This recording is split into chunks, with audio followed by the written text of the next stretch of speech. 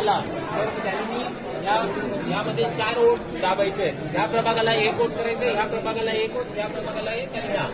बरोबर आहे. आता आपण हे बॅलेट दिलेलं आहे. हा बिझी लॅम्प पेटलेला आहे. जेव्हा मतदार आतमध्ये जाईल तेव्हा त्याच्या डाव्या बाजूला पहिला हा असेल, पहिला युनिट अ ब.